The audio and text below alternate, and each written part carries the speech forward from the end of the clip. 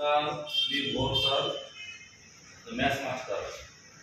आता मी तुम्हाला 10वीच्या मराठी माध्यमाच्या गणित विषयातील गणित भाग 1 यातील जे स्टार एक्झाम्पल्स आहेत, म्हणजे जे एक्झाम्पल त्यांच्याशी नंबरच्या जवळ स्टार केला आहे, ती एक्झाम्पल्स अवघड आणि अतिशय महत्त्वाचे असतात। तर मी तुम्हाला हे उदाहरण सोडून दाखवतो। पहा उदाहरण, विशालने 1900 किलोमीटर प्रवासापैकी काही अंतर बसने तर उरलेले अंतर विमानाने पूर्ण केले। बसचा सरासरी वेग 60 किलोमीटर दर तास आहे, तर विमानाचा सरासरी वेग 700 किलोमीटर दर तास आहे। जर हा प्रवास त्याने 5 तासात पूर्ण केला तर विशालने बसने किती किलोमीटर प्रवास केला? आता तुम्ही 10वीचे विद्यार्थी आहात। लहानपणापासून जेव्हा केव्हा अंतर, वेग असं गणित आलं की हे काहीतरी अवघड आहे, आपल्या डोक्याबाहेरचं आहे असं अनेक विद्यार्थ्यांना वाटतं। तर तसं काय नाही। तर हे गोष्ट ध्यानात ठेवा पहिली की DST, D for distance, S for speed, T for time। तर अंतर बरोबर वेग गुणिले वेळ, वेग बरोबर अंतर भागिले वेळ आणि वेळ बरोबर अंतर भागिले वेग असं सूत्र असतं। म्हणजे अंतर काढायचं असेल तर वेगाचा आणि वेळेचा, S म्हणजे वेग स्पीड, वेगाचा आणि वेळेचा गुणाकार करायचा। पायकडे वेग काढायचा असेल तर अंतराला वेळेने भागायचं, वेळ काढायचे असेल अंतराला वेगाने भागायचं, आणि अंतर असेल तर दोघांचा करायचा गुणाकार, वेगाचा आणि वेळेचा। यातील कोणतंही एक सूत्र ध्यानात ठेवलं तरी बाकीचे सूत्र हे आपोआप तयार होतात। तर पाहायचं आता मुख्य सूत्र कोणतं आहे? अंतर बरोबर वेग गुणिले वेळ। मग वेग विचारला अंतर भागिले वेळ, वेळ विचारला अंतर भागिले वेग, हे सूत्र तयार झालं। आता पहा या गणितामध्ये एकूण प्रवास किती आहे? 1900 किलोमीटर आहे।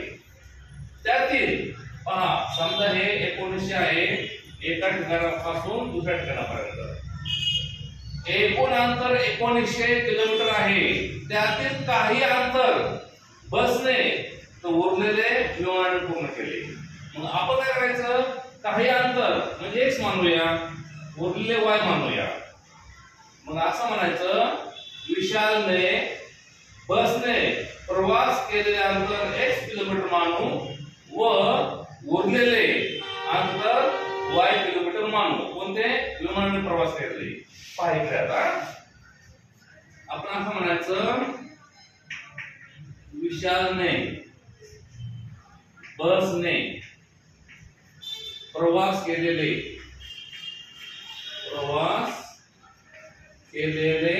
अंतर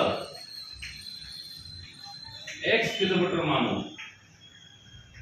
किलोमीटर मानू व उरलेले अंतर म्हणजे विमानाने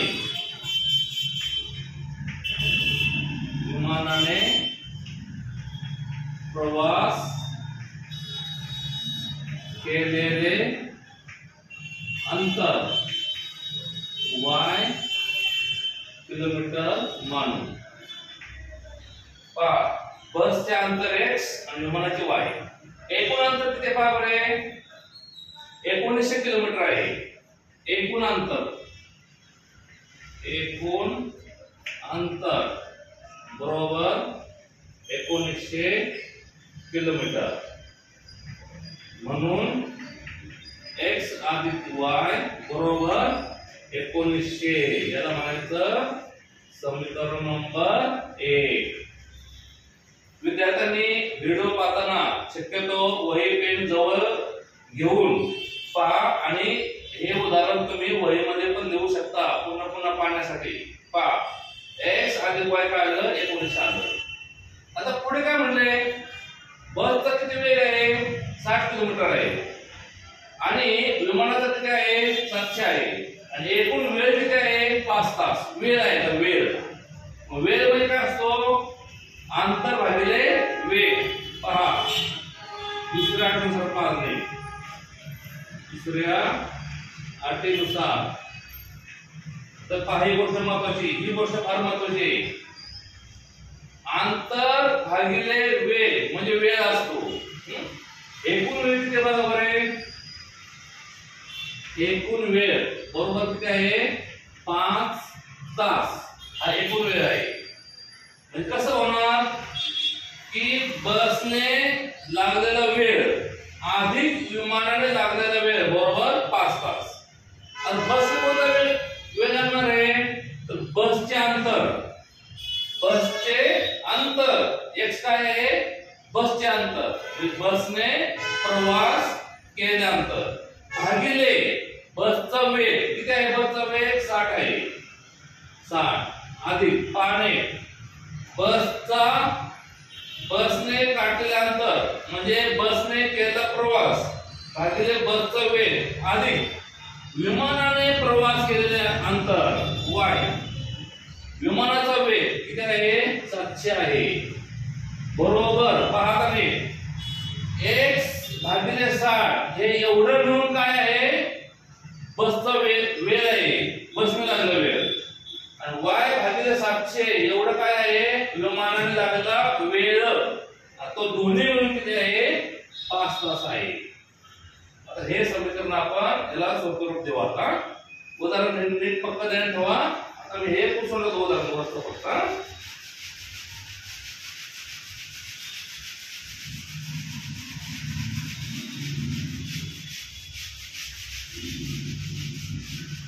पहा आता याला आपण स्वरूप देऊ. स्वरूप कसं छेद 60 आहे छेद 700 आहे.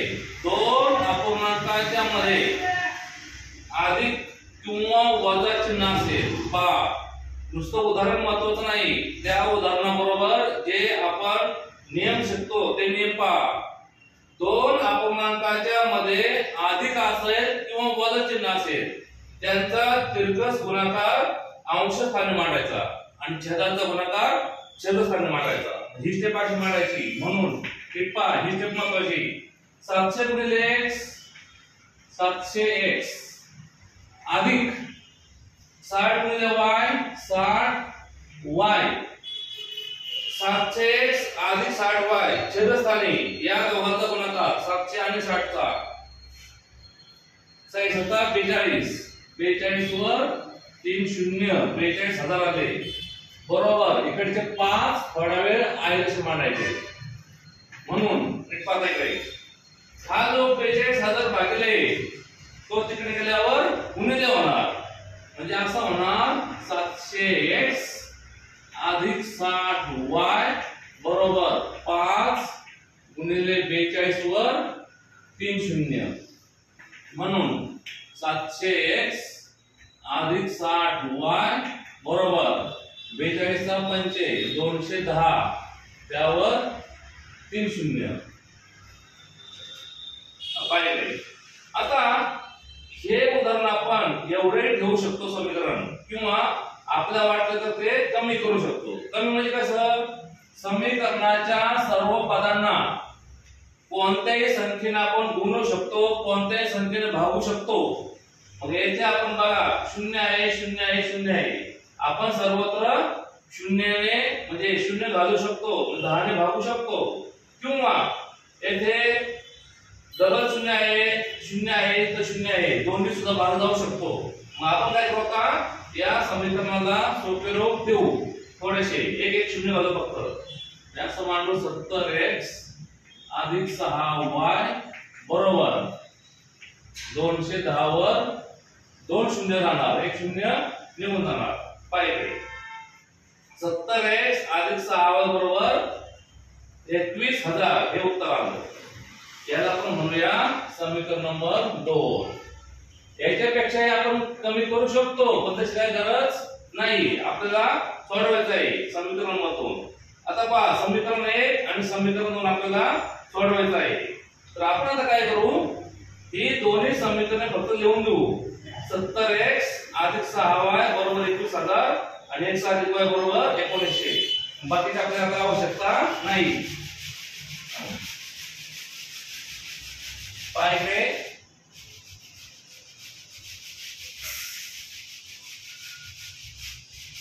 पहिलं समीकरण होतं x अधिक y बरोबर 1900. हे होते समीकरण नंबर 1 आणि हे आहे समीकरण नंबर 2. आता हे समीकरण सोडवायची. येथे सहगुणक म्हणजे 1 असतो, येथे पण सहगुणक म्हणजे 1 असतो. कोणत्याही संख्येला, पदाला, अक्षराला सहगुणक नसला तो सहगुणक 1 लिहायचा. आता हे दोन समीकरण सोडवायची जनरल साधारण पद्धत. पहिल्या समीकरणाला दुसऱ्या समीकरणाच्या एका अक्षराच्या सहगुणकाने गुणायचं, दुसऱ्याला पहिल्या अक्षराच्या सहगुणकाने गुणायचं, उलट पलट गुणायचं. आपण असं म्हणूया, समीकरण 1 ला 70 ने गुणू. 70 ने गुणू. आपण 6 ने पण गुणू शकतो, 70 ने पण गुणू शकतो, कोणी गुणू शकतो. तर साधारणतः विद्यार्थ्यांना x च्या सहगुणकाने गुणण्याची सवय असल्यामुळे आपण 70 ने गुणू. ते साधा बरोबर आहे 70x अधिक 70y बरोबर 1900 ला आपण 70 ने गुणलं. 1900 गुणिले 70 3 शून्य घेतले 133. 19 33 असे 133. 133 वर 3 शून्य. पहा, याला आपण म्हणायचं समीकरण नंबर 3. समीकरण 3. आता असं करायचं, समीकरण 2 ला 1 ने गुणू. तसे आता 1 ने गुणल्यामुळे समीकरणावर काय परिणाम होणार नाही, उत्तर तेच येणार. पण तरी पण एक पद्धत म्हणून ते आपण गुणून घेऊ. 1 ने गुणायचं. उत्तर काय झालं, 70x अधिक 6y बरोबर 21,000. याला म्हणायचं समीकरण नंबर 4. आता आपण असं करायचं, समीकरण 3 व 4 ची वजाबाकी करायची. काय करायची वजाबाकी? समीकरण 3 मधून समीकरण 4 वजा केल्याने 70x निघून जाईल. वजाबाकी करायची म्हणजे काय करायचं, फक्त दुसऱ्या समीकरणाची चिन्ह बदली करायची आणि मग बेरीजच्या नियमाने त्यांची बेरीज करायची. आपण असं म्हणायचं का, समीकरण 3 मधून समीकरण 4 वजा करू. वजा करू म्हणजे काय करायचं, फक्त दुसऱ्या समीकरणाची जी चिन्हे असतील ते बदली करायची. अगोदर समीकरणे एका खाली एक आहे तशी लिहून घ्यायची. 133 वर 3 शून्य आहे तशी लिहून घ्या. फक्त आधी 70x अधिक 6y बरोबर 21,000. चिन्हे बदलण्यापूर्वी पहिल्यांदा त्या समीकरणाला जेथे जेथे चिन्ह नाहीत पदांना ती चिन्ह देऊन टाकायची. हे चिन्ह अधिक आहे, हे चिन्ह अधिक आहे, अधिक आहे, अधिक आहे अशी देऊन टाकायची. आणि मग दुसऱ्या समीकरणाचे चिन्ह बदल करायची. आधीचे खाली मांडायचं वजा, अधिकचे वजा आणि अधिकचे वजा. समजा येथे वजा असते, अधिक केले असते, वजा असते, अधिक केले असते. आता पहा, 133,000 त्यातून 21,000 वजा करायचे. थोडक्यात 133 मधून फक्त आपण 21 वजा करू. उत्तराला बरोबर आहे 1 2 3. पहा, 133 मधून 133 मधून 133,000 मधून 21,000 वजा करायचे. उत्तराला 112,000. 70 मधून 6 गेले, 70 मधून 6 गेले. उत्तराले 64y. चिन्ह मोठ्याचे म्हणजे अपवाद राहणार, चिन्ह मोठ्याचे म्हणजे अपवाद राहणार. आता y ची किंमत किती होणार बरं मग, 112,000 भागिले 64. आता आपण याला संक्षिप्त रूप द्यायचं आणि थेट उत्तर मांडायचं. संक्षिप्त रूपात काळजीपूर्वक कोणतंही उदाहरण शिकताना केवळ ते उदाहरण नसतं शिकायचं, ते उदाहरण शिकताना ज्या ज्या लहान लहान गोष्टी आल्या त्या नीट शिकायच्या असतात. पायकडे 64 आहे, येथे 0 आहे, दोघांना बेने भाग बसणार. बेने म्हणजे दोन्ही, बेत्रिक 6, बेदुने 4, बेपंचे 10, एक वरला एका चौका समजतो का? बेपंचे 10 खरा आकडा आहे, बेपंचे 10 त्यामुळे एक शिल्लक राहिला. बेसक 12, 3 0 आहे तसे राहिले. परत बेने भाग, बे के बे एक उरला, परत बेसक 12, बे दुने 4 एक उरला, 82 16 0 0 0. परत बेने भाग जाईल, 82 16, 82 16, बे के बे चौक 8 0 0 0. परत बेने भाग जाईल, बे चौक 8, बे 7 14 0 0 0, बे दुने 4, बे त्रिक 6 एक उरला, बे पंचे 10 0 0, बे के बे एक उरला, बे 7 14, बे पंचे 10, बे 0 0. अशा प्रकारे दोन्ही खालीवर भाग लावत राहायचं. आधी खाली भाग लावायचा, वर भाग लावायचा, थांबायचं, दोघांना भाग बसतो का बघायचा, परत दोन्ही भाग लावायचा, खालीवर असा भाग लावत राहायचं. 1750. एखाद्याने समजा बे पेक्षा मोठ्या संख्येने भाग लावला असता, 4 आणि 8 ने तर चालतं. एखाद्याला 64च पाडा तयार केला असता, 64 ने भाग केला असता तर उत्तर ते चाललं असतं. उत्तर 1750. 1750. तर हे 1750 काय आले? वाय आले. वाय म्हणजे काय? न्यूमरेटर काढले अंतर. आपण त्याने काय विचारलंय? विशालने बसने किती प्रवास केला, म्हणजे आपल्याला दोन्ही अंतर काढायचं. आता असल्याचं वाय बरोबर 1750 ही किंमत समीकरण 1 मध्ये ठेवू. समीकरण एकच नाही, तुम्ही समीकरण 1 मध्ये ठेवा, 2 मध्ये ठेवा, 3 मध्ये ठेवा, 4 मध्ये ठेवा, कोणी ठेवा, उत्तर तेच येतं. आपण काय करू? समीकरण 1 मध्ये ठेवू. x अधिक y बरोबर 1900. x किती आहे माहिती शोधायचं आहे. y 1750 आहे बरोबर 1900. म्हणून x बरोबर 1900 वजा 1750. म्हणून x बरोबर 0 0 10 5 1 8 1 0 150. म्हणून लिहायचं x बरोबर विशालने बसने केलेल्या प्रवासाचे अंतर बरोबर 150 किलोमीटर. आणि y म्हणजे काय आहे? विशालने विमानाने केलेल्या प्रवासाचे अंतर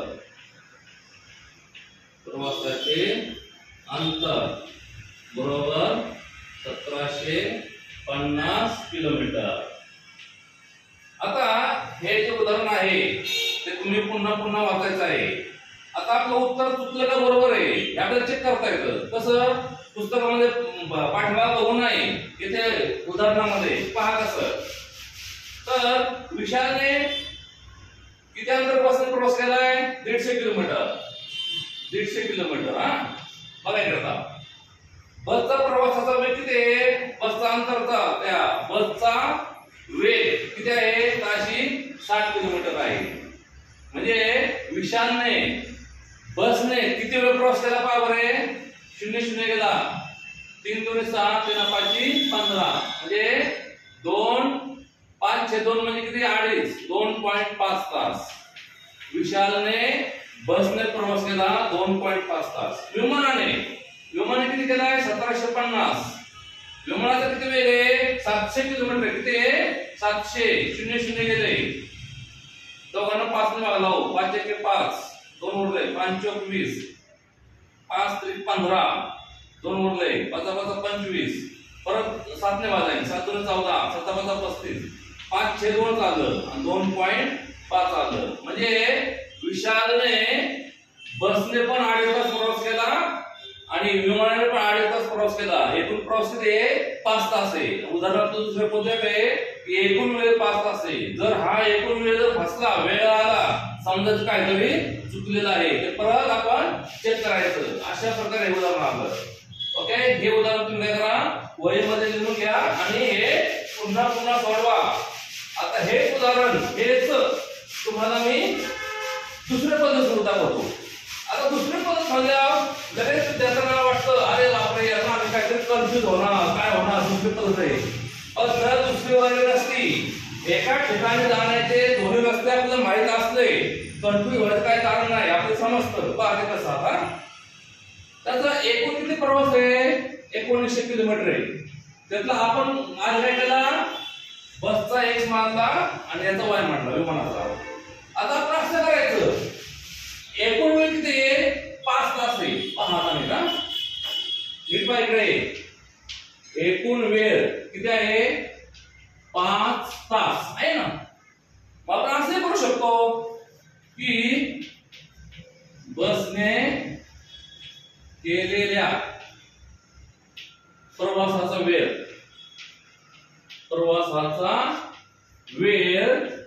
x तास मानू.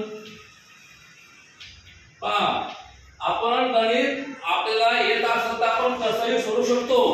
पहा, बसने केलेल्या प्रवासाचा वेळ x तास मानू व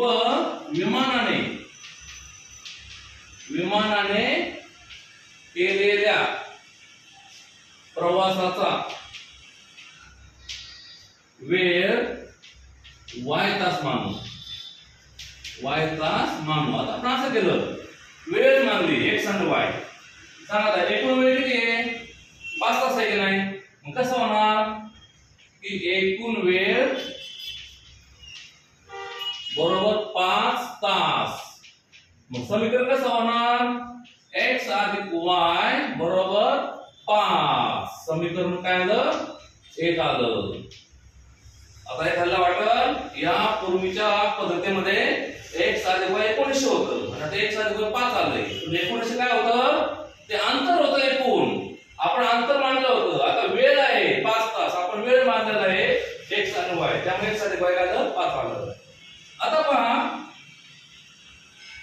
बसने इकडे बसने त्याने किती किलोमीटर प्रवास केला आपल्याला माहिती आहे का? नाही. विमानाचा माहिती आहे का? नाही. पण आपल्याला एकूण प्रवास माहिती आहे. किती येतो? 1900 हा एकूण प्रवास आहे. एकूण प्रवास आहे. मग आपण काय करायचं? बसने केलेला प्रवास बसने केलेला प्रवास कसा असणार? तर बसचा वेग अंतर म्हणजे काय असतं? वेग गुणिले वेळ. आता बसने केलेला प्रवासाचे अंतर म्हणू आपण. अंतर किती अंतर बघा आता? वेळ गुणिले वेळ. वेळ किती आहे? बसचा x आहे. बसने केलेला प्रवासाचा वेळ x आहे आणि बसचा वेग आपल्याला माहिती आहे 460 किलोमीटर आहे. किती होणार तो? 60x होणार. किती होणार? 60x. हे काय झालं ते का? बसने केलेल्या प्रवासांतर वेग गुणिले वेळ हा बसचा वेळ आहे आणि हे बसचे काय आहे? वेळ आहे. विमानाने बघा आता, विमानाने केलेल्या प्रवासाचे अंतर, विमानाने केलेल्या प्रवासाचे अंतर म्हणजे काय असणार आहे? विमानाचा वेग 700 गुणिले y काय? विमानाचा वेग आहे 700 y आला. आता बघा मग एकूण अंतर बरोबर 1900 किलोमीटर. म्हणून 60x अधिक 700y बरोबर 1900. याला आपण कमी करू शकतो, पण कमी करण्याची काही गरज नाही. किंवा एक शून्य नका जाऊ द्या. 6x अधिक 70y बरोबर 190. समीकरण नंबर काय आलं? 2.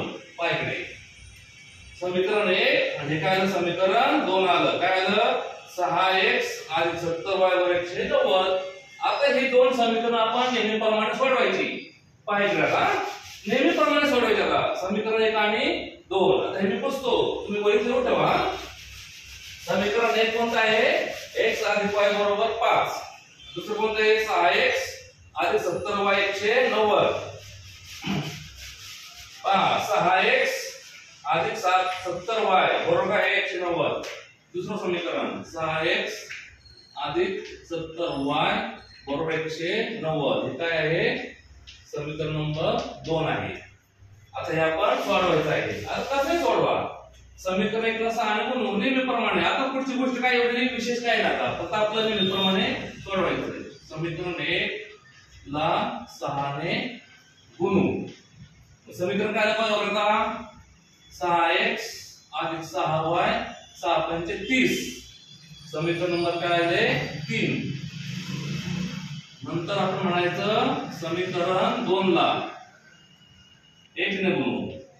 1 ने गुणल्याने नाही गुणले का फरक पडत नाही, पण आपलं पद्धत सांगते गुणायचं. काय बरोबर मग 6x अधिक 70y बरोबर 190. समीकरण नंबर काय आहे 4. यांची करायची वजाबाकी. का समीकरण 3 मधून समीकरण 4 वजा करू. समीकरण 3 मधून समीकरण 4 वजा करू. आता नेहमीची करायची वजाबाकी आपण नेहमी करतो ना, सेम तशी वजा करायची. कशी वजा करे 6x अधिक 6y बरोबर 30. त्या खाली मांडले 6x अधिक 70y बरोबर 190. चिन्ह बदलायची दुसऱ्या समीकरणाची, दुसऱ्याची बदलायची, पहिल्याची नाही बदलायची. या ठिकाणी वजा करायचं. हे गेले म्हणून आता पहा बरे 30 अधिक आहे 190 वजा आहे. वजाबाकी चिन्ह मोठ्याचे वजाबाकी होणार वजा 160. 70 मधून 6 गेले 64 राहिले वजा 64y वजा 64y बरोबर आहे वजा 61 आले. म्हणून y बरोबर इकडचा गुणिले तिकडे भागिले करायचा. येथे 64y येथे थोडीशी सिली मिस्टेक होऊ शकते. गुणिलेचे भागिले करताना चिन्ह बदलायचं नसतं. चिन्ह सहित नाही जास्त. म्हणजे वजा 160 भागिले वजा 64. नीट पहा इथला जो वजा 64 आहे ना तिकडे भागिले करताना चिन्ह सहित नाहीचा. डबल वजा म्हणजे आपोआप अधिक येतं. मग उत्तर काय अधिक. आता याला भाग लावा आपण 160 आणि 64 ला. नीट बघा तिकडे भाग 160 भागिले 64. लहान लहान संख्येने भाग लावायचा 2 ने. नंतर समजा 3 ने जात असेल तर 3 ने असं करायचं. 0 4 आहे 2 ने भाग जाईल. 2 3 6 2 2 4 2 8 16 2 0 0 परत 2 ने भाग जाईल. 2 के 2 2 12 2 4 8 2 0 0 परत 2 ने भाग जाईल. 2 8 16 2 2 4 2 0 0 परत भाग जाईल.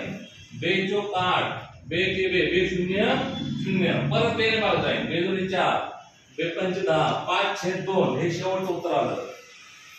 5 6 2 हे नीट बघायचं बरं का. भाग लावताना आधी खाली भाग लावायचा मग वर भाग लावायचा परत थांबायचं परत खाली भाग परत वर भाग लावायचा परत थांबायचं असं भाग लावायचा. म्हणजे जास्त कमी होत नाही. 5 6 2 आलं.